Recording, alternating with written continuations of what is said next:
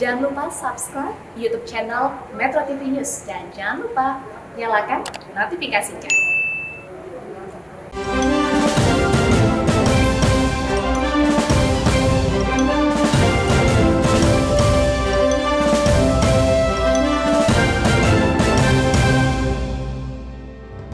Halo, selamat malam pemirsa, apa kabar Anda? Kita kembali berjumpa dalam President's Corner. Kita akan melihat bagaimana Presiden Joko Widodo menjalankan roda pemerintahan, mengatasi berbagai persoalan dan menjalani agenda kepresidenan selama sepekan. Bersama saya Gadis Bianca, inilah President's Corner selengkapnya.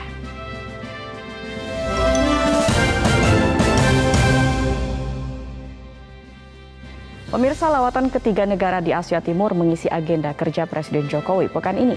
Selain merajut diplomasi, Presiden Jokowi juga menjalin kerjasama ekonomi dan menjaring investasi. Apa saja kesibukan Presiden dan Wakil Presiden selengkapnya? Berikut informasinya.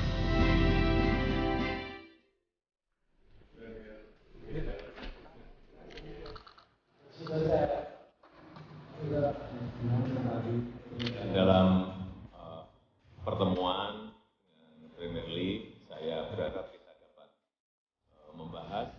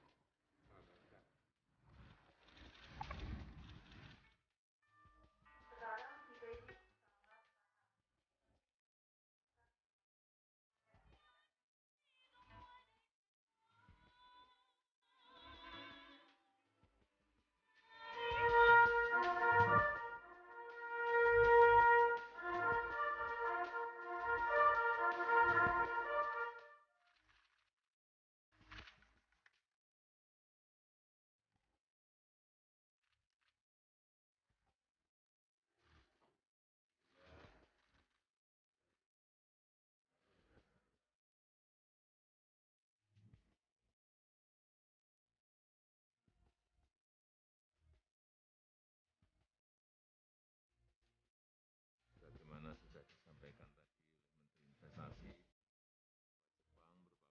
Jepang merupakan kualitas baik, itulah yang kita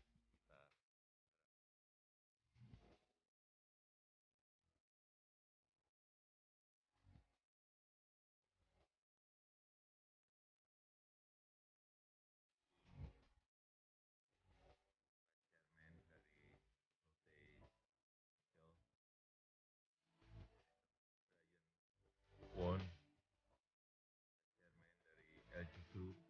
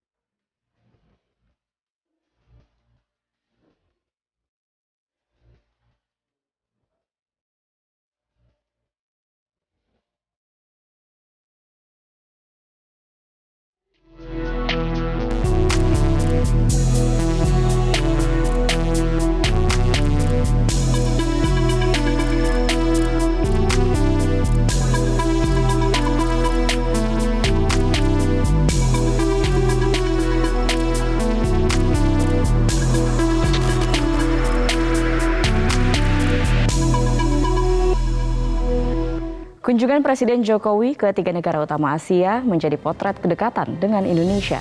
Banyak sisi menarik dari perjalanan ini. Seperti apa potret kunjungan Presiden Jokowi ke Tiongkok, Jepang, dan Korea Selatan pekan ini? Senin siang, Presiden dan Ibu Negara kembali melakukan perjalanan mancanegara, Tiongkok, Jepang, dan Korea Selatan. dipilih sebagai tujuan lawatan Presiden Jokowi pekan ini. Senin malam rombongan Presiden tiba di ibu kota Tiongkok, Beijing. Presiden disambut Wakil Menteri Luar Negeri Tiongkok, Wu Chonghao. Penyambutan terhadap kunjungan Presiden Jokowi tampak istimewa dengan pemilihan akomodasi di Diaoyutai State Guest House atau DSG. DSG merupakan kompleks khusus untuk menjamu tamu negara seluas 43 hektar. Presiden Nixon, Ratu Elizabeth, hingga Presiden Putin pernah menginap di tempat ini. Yang mengejutkan, Presiden Xi mengucapkan selamat datang dalam bahasa Indonesia saat menyambut Presiden Joko Widodo. Terima kasih, Ini menunjukkan kedekatan khusus antara kedua pimpinan negara. Agenda puncak Presiden Jokowi di Beijing adalah pertemuan bilateral dengan Presiden Xi Jinping. Potret kedekatan Indonesia dan Tiongkok juga tampak dalam kebersamaan dua ibu negara. Masih di dalam kompleks DSG, Iriana Joko Widodo bertemu dengan istri Presiden Xi, Madam Peng Liyuan. Usai berbincang santai, Madam Peng menjamu Iriana minum teh sambil menyaksikan pertunjukan musik.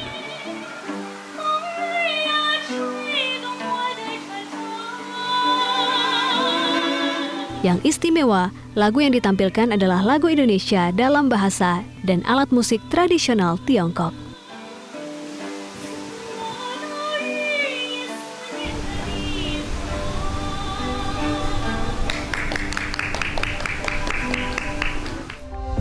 Dari Beijing, rombongan Presiden bertolak ke Tokyo, Jepang.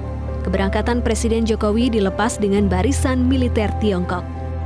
Penerbangan dari Beijing ke Tokyo memakan waktu sekitar 3 jam. Pesawat yang membawa rombongan Presiden mendarat di Bandara Haneda sekitar tengah malam waktu setempat.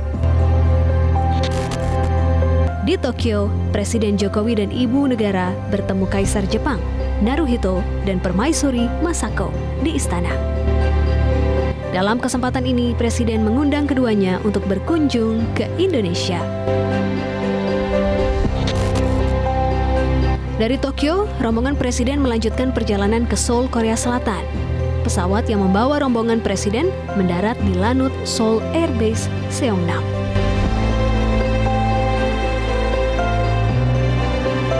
Salah satu agenda Presiden Jokowi di Seoul adalah mengunjungi Taman Makam Nasional dan meletakkan karangan bunga.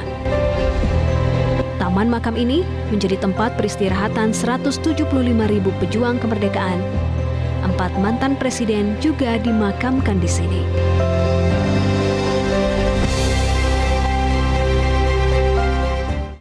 Lawatan Presiden ke 3 negara di Asia Timur lebih dari sekedar diplomasi. Presiden juga memperkokoh kerjasama ekonomi dan menjaring investasi. Apa saja oleh-oleh yang dibawa saat Presiden Jokowi kembali ke Indonesia? Sesaat lagi.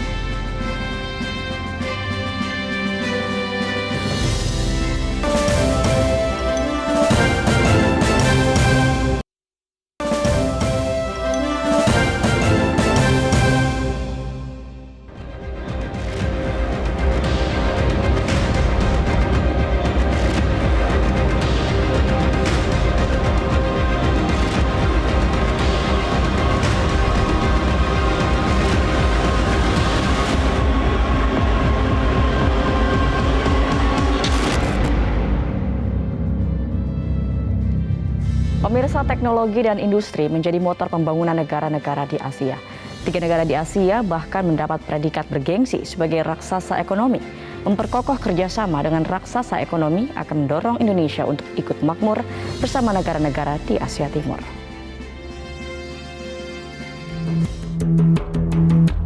Asia makin mengokohkan posisinya sebagai kiblat ekonomi dunia. Negara-negara di Asia kini tak lagi identik sebagai negara dunia ketiga. Pembangunan dan kemajuan Asia tak kalah dengan negara-negara maju di benua lainnya. Penguasaan teknologi dan pengembangan industri menjadi kunci sukses ekonomi. Mereka kini berinvestasi di berbagai sudut bumi. Pekan ini Asia Timur menjadi tujuan lawatan Presiden Jokowi. Selain merajut diplomasi, perjalanan ini juga bertujuan memperkokoh kerjasama bidang ekonomi. Dari 3 negara dengan ekonomi terbesar di dunia, 2 diantaranya berasal dari Asia. Tiongkok berada di peringkat kedua, diikuti Jepang pada posisi ketiga. Sedangkan bila menilik daftar 10 negara raksasa ekonomi, Korea Selatan juga masuk dalam daftar bergengsi ini. 3 negara di Asia Timur tersebut merupakan mitra strategis Indonesia di bidang ekonomi. Ketiganya juga mitra penting ASEAN dan mitra penting G20. Menurut Menteri Luar Negeri, berbagai topik menjadi agenda pertemuan bilateral Presiden Jokowi: perdagangan, investasi, kesehatan, infrastruktur, perikanan, hingga isu kawasan dan perdamaian. Perhentian pertama Presiden adalah Tiongkok. Mengawali agenda kerja di ibu kota Tiongkok, Beijing, Presiden Jokowi berdialog dengan Perdana Menteri Li Keqiang. Perdagangan, investasi, infrastruktur, keuangan, pendanaan, serta maritim. Presiden juga berdialog dengan Presiden Xi Jinping. Selain membahas penguatan kerjasama ekonomi, kedua pemimpin juga membahas isu G20 dan ASEAN. Kedua presiden membahas mengenai pentingnya kerjasama konkret yang saling menguntungkan dalam konteks Global Development Initiative atau GDI. Jika kerjasama konkret dapat diwujudkan, maka diharapkan pencapaian SDGs negara berkembang dapat lebih baik. Dari Tiongkok, perjalanan Presiden Jokowi berlanjut ke Tokyo, Jepang. Agenda kerja pertama Presiden Jokowi di Jepang adalah bertemu Perdana Menteri Kishida Fumio.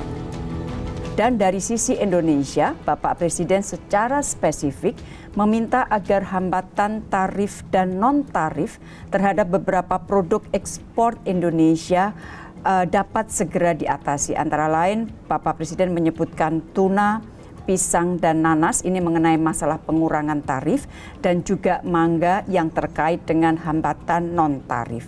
Dan jika protokol IJPA dapat ditandatangani pada saat KTT G20 bulan November nanti dapat dilakukan, diharapkan hubungan perdagangan dan investasi dapat terus ditingkatkan. Agenda kerja lain Presiden di Tokyo adalah menghadiri Japan CEO Meeting 2002.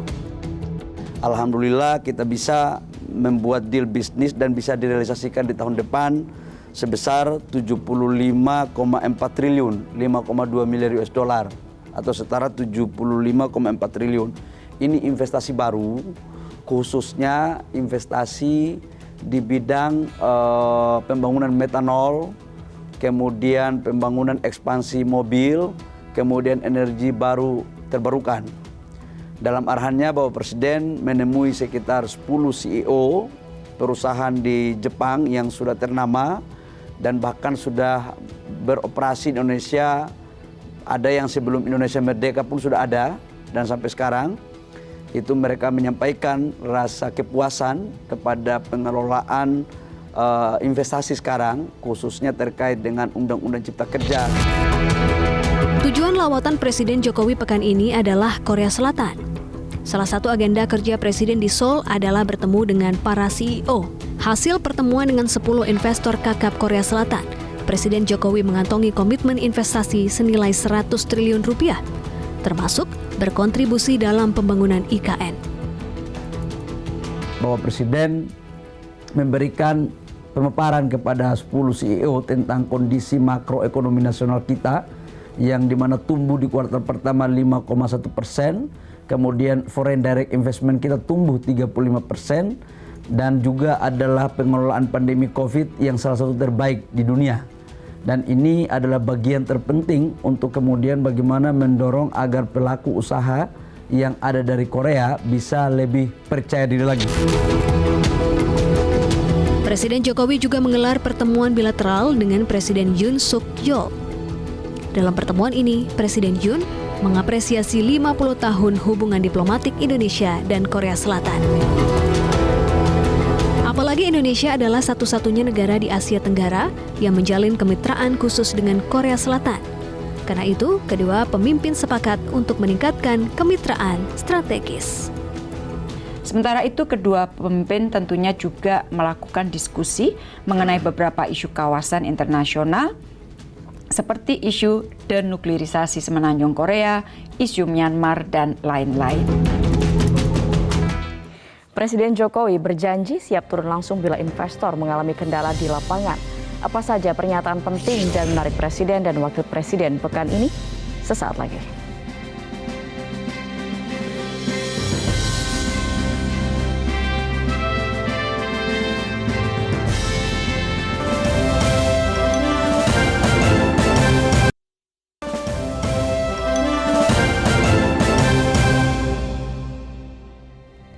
Anda kembali di Presiden's Corner. Pemirsa, pekan ini Presiden Jokowi bertemu para CEO perusahaan besar negeri Ginseng.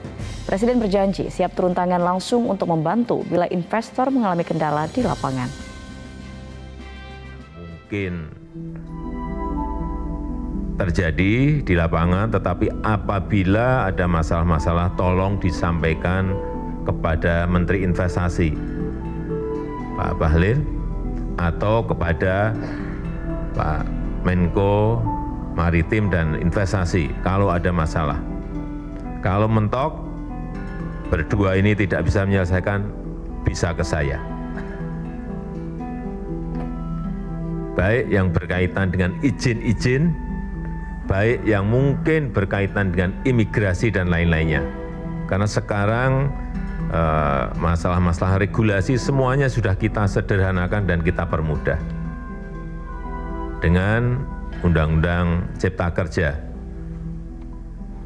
dengan Undang-Undang Omnibus Law yang telah kita lakukan, ini adalah sebuah reformasi struktural yang dilakukan Indonesia dalam rangka memberikan peluang investasi yang sebesar-besarnya. Sementara salah satu kegiatan Wakil Presiden Ma'ruf Amin pekan ini adalah membuka milad ke-47 MUI. Wapres mengingatkan MUI harus membantu pemerintah menjaga keutuhan bangsa menjelang Pesta Demokrasi 2024. Dan yang penting lagi tentu dalam mitra pemerintah menjaga keutuhan bangsa, terutama dalam menghadapi pemilu yang akan datang ini. Nah, jangan sampai terjadi pilihan yang berbeda itu menimbulkan konflik di kalangan bangsa, juga di kalangan umat Islam. Oleh karena itu saya sering mengatakan kita jadikan prinsip yang kita sudah lakukan, yaitu capresuku, lakum capresuku, walana capresuna. Capres ente, capres saya. Masih dalam milad MUI, Wapres berpesan agar MUI tidak terjebak politik praktis dengan mendukung pasangan capres dan cawapres tertentu. Jangan ribut capres, itu nanti partai politik dan gabungan partai politik. Kalaupun kita nanti menentukan itu mengarahkan supaya yang memilih yang terbaik daripada calon presiden dan wakil presiden. Kenapa? Karena kata Rasulullah sallallahu alaihi wasallam, "Man ista'mala 'amilan 'alal muslimin wa huwa ya'lamu anna ghairahu afdalu minhu faqad khana Allah wa rasulahu wal mu'minin."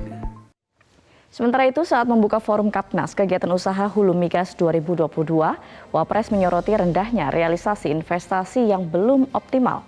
Wapres meminta Menteri SDM dan Menteri Investasi kerja keras menggenjot investasi hulu migas.